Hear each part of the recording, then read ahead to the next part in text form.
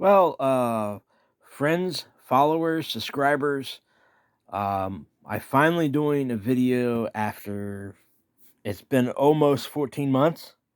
Um, Basically, it's easier for me to do it this way to where you see in front of me instead of seeing my face until I can figure out how to get it to where I can show my face while I'm doing a review. But today, I was going to do a review, but I'm just going to show some of my collection I've gotten since I've done a video on here on YouTube.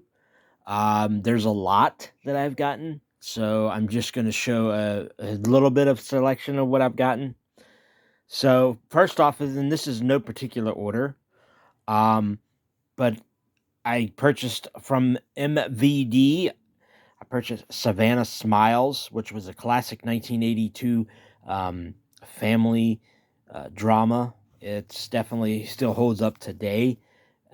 Sadly, the actress who played Savannah, Bridget Anderson, passed away in 1997. But and it's just a really great film. It's definitely worth buying, and it comes with the Blu-ray and the DVD. Comes out some special features there, and it does come with a small poster, just like other MVD releases. I also picked up When a Stranger Calls Back, which is the sequel to A Stranger Calls. A great sequel. It originally broadcasted on Showtime, and it still holds up to get today as it did 29 years ago. I also picked up Scream Factory's Candyman, this is I believe a 2-disc, which is the theatrical cut and the director's cut of the film. Still a classic film, almost 30 years now. And then Dead Time Stories, which is a Blu-ray DVD pack. I had this on DVD, but the picture quality wasn't the best, and it didn't have any special features, not even a trailer. So, but this does have some special features on it, and it's a great anthology-like film from the 80s. Definitely worth purchasing if you haven't seen it or you haven't got it into your collection. It's a great anthology film. Now, this is a 2-pack of movie Mind Warp, which was a Fangoria film back in 1990, which I think got released in like late 90, early 91. And then you got the 94 Edward Furlong movie Brain Scan, which both films have different things that are great about them. And more so, the Brain Scan got a release than a Mind Warp. Probably got like a limited release because, Fangoria Films was not pretty well known at the time, and they didn't get a lot of theatrical exposure. But both films, in my opinion, were great films and to enjoy. The Majorettes, a John Russo produced and wrote this with Bill Heinzman, who helped on the original Night of the Living Dead. So this is a great low-budget 80s slasher-esque film from the 1987, I believe. And it's got some great special effects and great gore. Some of the acting is a little bit to be desired, but all in all, that's a great film in my opinion. Now, as you see right here in front of me, I do have some pins that I will explain in here in a few minutes. More of the Blu-ray DVD collection I got is The Nest from 1988. And The Nest was a great creature feature that they have, kind of like the 70s Kingdom of the Spiders and Food of the Gods and all those other Squirm, all those nature amok films like Day of the Grizzly and Day of the Animals and Frogs. You had all those films. It's kind of like that, in that vein. It definitely has a lot of gross out scenes, so if you're not into the insect kind of features of horror films, I might pass on this, but other than that, it's a great film. American Gothic. American Gothic is a great 1988 film that doesn't get as much exposure as it should.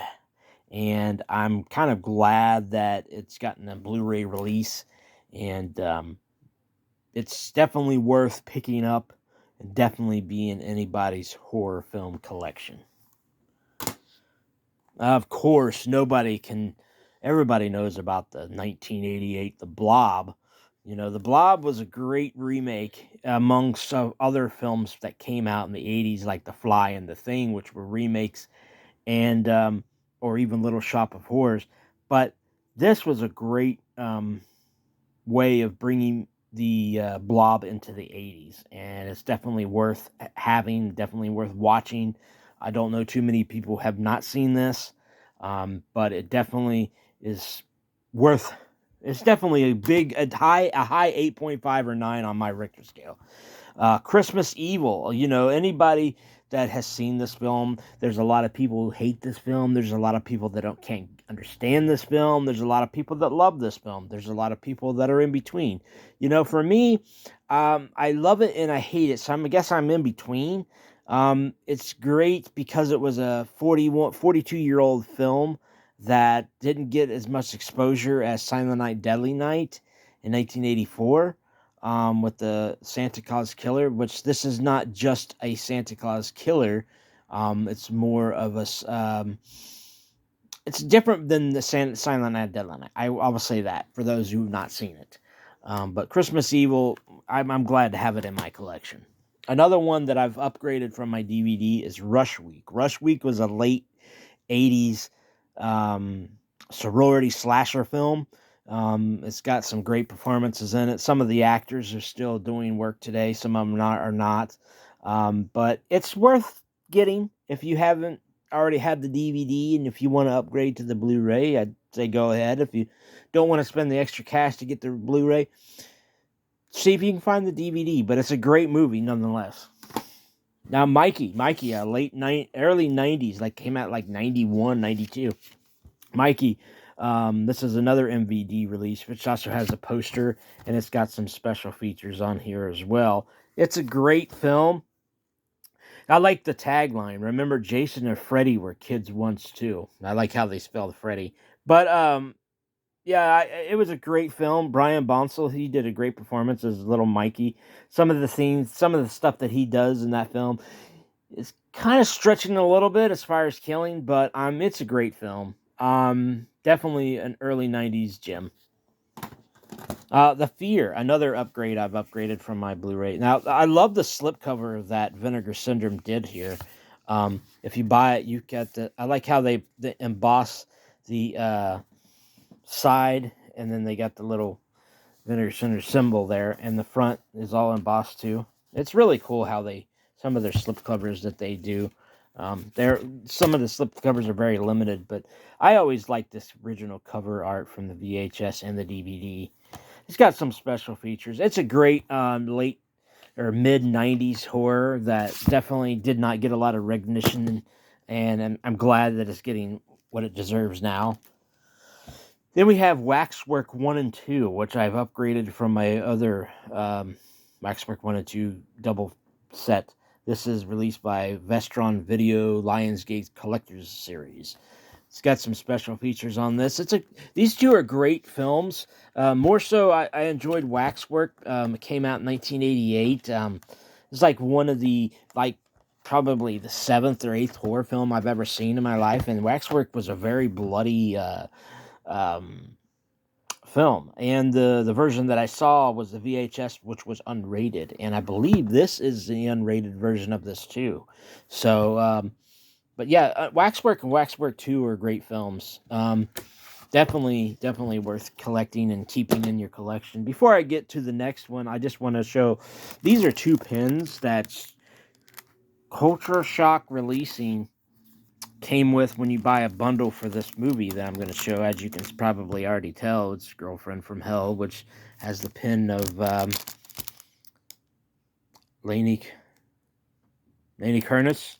I guess how she says her name. I kind of try not to screw it up, but yeah, that's some great pins from I believe that's from Psycho Street Bum who did that. I think they're the ones that released the pins. But here's the slipcover that they did, which is from Girlfriend from Hell. I just recently got this. And here's the back. Now the side is really cool. You can't really tell on camera unless you have it in your hand, but this little part right here is embossed out and pops out. And so does the Girl from Hell on the side. The Culture Shock doesn't, but here's the original cover release. Laney Curtis, I'm guessing that's how she says her name. I apologize if I'm saying it wrong. She did a great performance in this. I always thought she was a great actress. I think she still does a couple things now, but she had friended me on Facebook and on Instagram, and she's a great person. And this is a great film. Definitely did not get a lot of exposure when it originally came out. And it's definitely worth checking out and buying, in my opinion. And Culture Shock really did a great release and a great restoration of this film. It does have some special features on it, and like I said, I can't encourage a lot of people enough to buy certain films, but this is definitely one everyone should buy and get in their collection of Blu-rays, DVDs, or just horror films in general. Now, a lot of these are just random DVDs I gotten over the last year. Sledgehammer by Intervision. All I can say is that Sledgehammer is an oddity. It is definitely a different kind of horror film, and it is probably one of the very first shot-on-video films from the 80s, and it definitely needs to be seen to believe. I will just say that. But I am glad to have it in my collection because who knows, this copy may be very expensive in the future. I know it's hard. It's starting to get hard to buy, but if you can pick it up for a good price, definitely. If you like odd shot-on-video films, definitely worth it. Now here's another out of print by Sterling Video, where they did a lot of the Wilderness Family. But Mystery Mansion came out in 1983. Was another great family movie that I enjoyed as a kid. I still enjoy it today. I can see that it had a lot of friends getting together. It had a lot of drama.